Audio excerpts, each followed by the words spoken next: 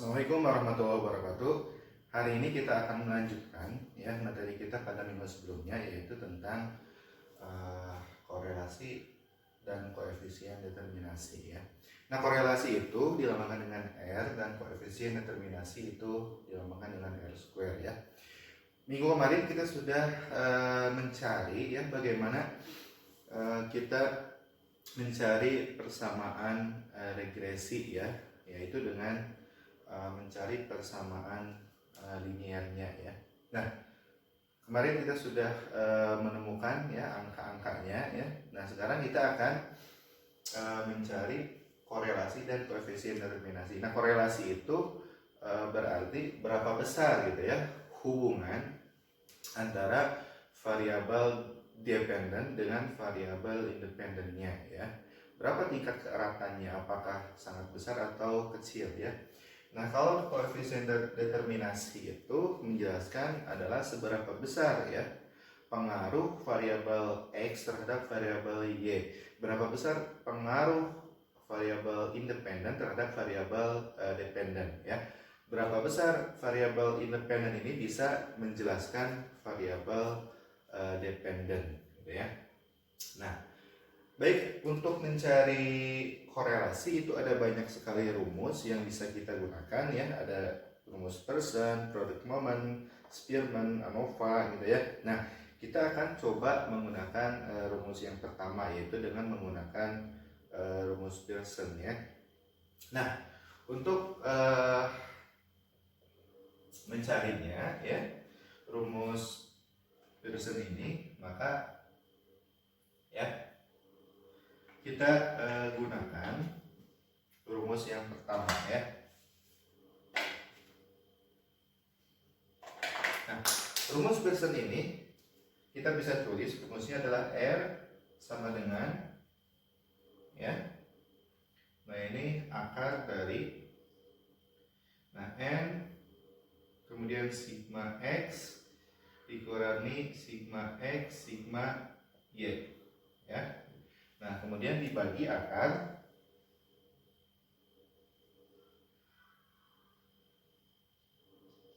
N sigma X kuadrat ya dikurangi sigma X dikuadratkan ya. Kemudian dikali N sigma Y kuadrat ya. Kemudian dikurangi sigma Y dikuadratkan. Nah, ini adalah rumus untuk mencari nilai korelasi ya.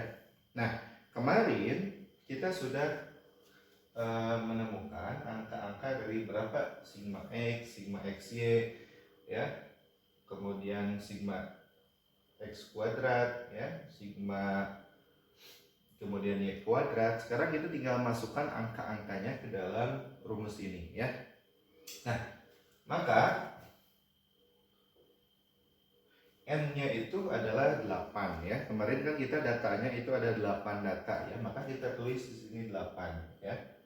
Kemudian sigma X itu kemarin hasilnya adalah 343,5 ya. Nah, ini adalah 343,5 ya, dikurangi sigma X dikali sigma Y ya. Nah, sigma X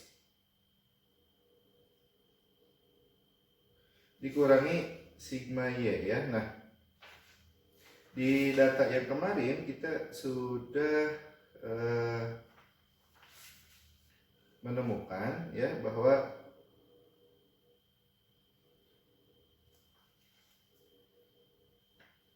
sigma, ini adalah sigma XY ya. Yang pertama itu adalah N sigma XY ini ya. N sigma XY ya. Oke, maaf. Nah, sigma X itu 343,5 dikurangi sigma X dikali sigma Y. Nah, sigma X nya sendiri adalah 108 ini ya. Nah, ini 108 dikali 24 ya. Sigma Y nya adalah 24 ya. Nah, kemudian dibagi akar M ini 8 lagi ya, sigma X kuadrat ya. Nah, sigma X kuadrat itu kita sudah menemukan bahwa sigma X kuadrat itu adalah 1620 kemarin ya. Nah, sigma X kuadratnya adalah 1620 ya. Berarti ini 8 dikali 1620 ya. Kemudian dikurangi sigma X dikuadratkan ya. Sigma X-nya itu adalah 108 ya. 108 dikuadratkan. Nah, nanti 108-nya kita kuadratkan dulu. Ini 8 dikali 1620 dulu kita kalikan. Kemudian hasilnya nanti dikurangi 108 yang sudah dikuadratkan ya. Nah, kemudian ya dikali n sigma y kuadrat ya. Nah, ini 8. Nah, sigma y kuadrat itu adalah 75 ya. Nah, kemudian dikurangi sigma y dikuadratkan ya. Nah, sigma y nya adalah 24 ya. Ini 24 kemudian dikuadratkan ya. Nah, kemudian kita hitung ya angka-angka ini ya. Nah, maka yang atas setelah kita hitung ini 8 dikali 4 343,5 ya. Kemudian dikurangi 108 dikali 24 itu hasilnya adalah 156 ini ya. Nah, kemudian ini juga ini satu-satu dulu ya. Pertama adalah kita kalikan dulu 8 kali 1620 dikurangi 108 dikuadratkan. Kemudian ini juga dikalikan dulu. Yang kedua ini yang berada di dalam kurung ini ya. 8 kali 75 dikurangi 24 dikuadratkan ya. Nah, setelah ini dikalikan, yang pertama ini ya, ini juga dikalikan, dihitung, maaf ya, dikali kemudian dikurangi, kemudian kita kalikan hasil yang kurung pertama dengan kurung kedua hasilnya berapa, kemudian kita cari akar kuadratnya, gitu ya. Nah, yang terakhir kita cari akar kuadratnya. Nah, kalau kalian menggunakan kalkulator yang bagus, ini bisa dihitung secara langsung. Angka-angka ini kita bisa masukkan ya. Secara langsung, jangan lupa ini tanda kurungnya ini harus dipakai. Jangan sampai ketika kita menghitung di kalkulator kita salah memasukkan tanda kurung, itu hasilnya nanti akan berbeda ya. Dan hasilnya adalah 176,363 gitu ya. Nah, kemudian kita tinggal bagikan ini ya. Nah, kita tinggal bagikan 156 dikurangi 176,363 itu hasilnya adalah 0,885 ya. Nah, ini hasil yang sudah dibulatkan ya. Nah, hasil ini menunjukkan bahwa hubungan atau korelasi antara X dan Y itu adalah sebesar ya. Nah, ini kita bisa simpulkan bahwa hubungan ya antara X dan Y itu adalah 88,5% ya. Nah, ini merupakan hubungan yang sangat erat ya, bahwa korelasinya ini sangat kuat ya, yang ditunjukkan dengan angka 88,5%. Nah, yang selanjutnya setelah kita mencari nilai korelasi, kita mencari nilai koefisien determinasi atau R kuadrat ya, atau sering kita sebut R square ya. Nah, nilai R kuadrat ini sangat gampang ya kita mencarinya, ini tinggal dikuadratkan saja ya. Jadi nilai R ini kita kuadratkan ya.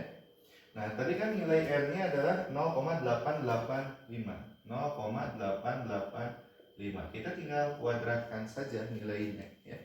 0,885 kuadrat dan hasilnya adalah 0,78234 ya. 78234. Nah, ini adalah nilai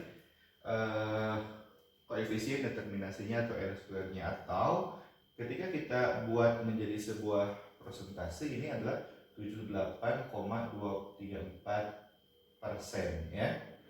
Nah, dengan demikian maka kita dapat simpulkan bahwa ya variabel X ini mempengaruhi variabel Y ini adalah sebesar